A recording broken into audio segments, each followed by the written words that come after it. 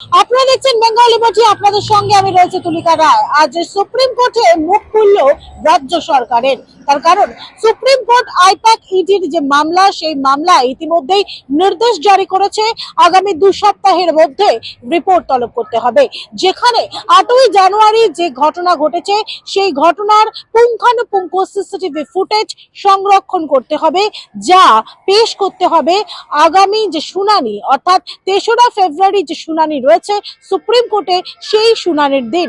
শুধু তাই নয়, মুখ্যমন্ত্রী যে নথি তিনি ছিনিয়ে নিয়ে গিয়েছিলেন, সেই সমস্ত নথিও সংরক্ষণের নির্দেশ দেওয়া হয়েছে সুপ্রিম কোর্টের পক্ষ থেকে।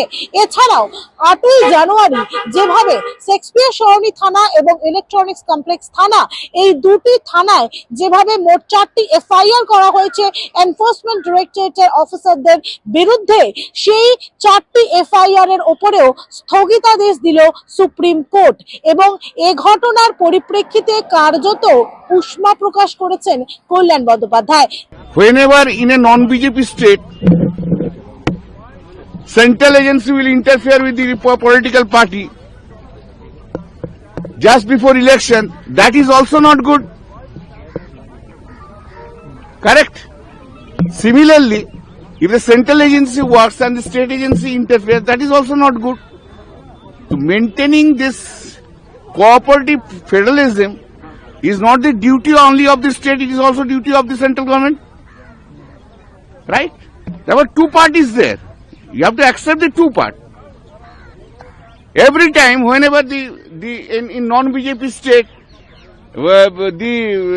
before the election, ED, see, here is what they have said. They have said court scam case, correct.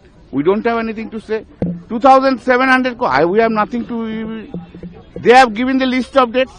Last evidence which has been taken by in this statement is 21st February 2024.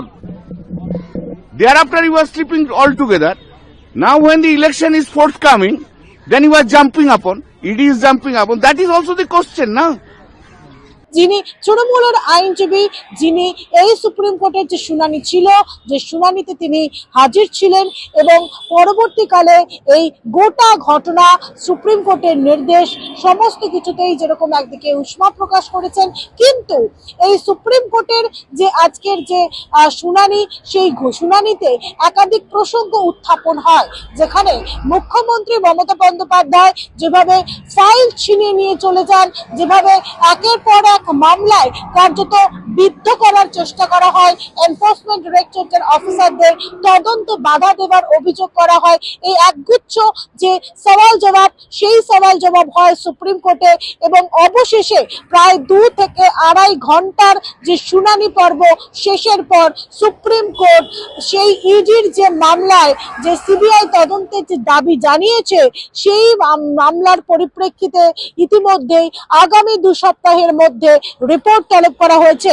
অর্থাৎ শুধুমাত্র প্রতীক জৈনের বাড়ি বা আইপ্যাকের যে দপ্তর রয়েছে, সেই দপ্তরের CCTV footage সংরক্ষণই নয়, তার পাশাপাশি আশেপাশের যে সিসিটিভি রয়েছে, সমস্ত সিসিটিভি ফুটেজ সংরক্ষণ করতে হবে এবং সেটা রিপোর্ট হিসেবে পেশ করতে হবে সুপ্রিম কোর্টে। এবং এর মোতাবেক যেভাবে ইডির অফিসাররা তারা দুর্নীতি তদন্ত করতে গিয়ে তাদের বিরুদ্ধে যে অভিযোগ করা হয়েছে, যে এফআইআর করা হয়েছে, সেই এফআইআর এ স্থগিতাদেশ দিল সুপ্রিম কোর্ট।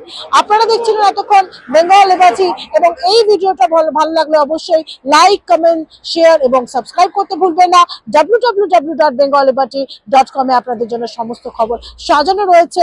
স্বাধীন, কাজেহীন, গেরিলা সাংবাদিকতার পাশে দাঁড়ান। ধন্যবাদ।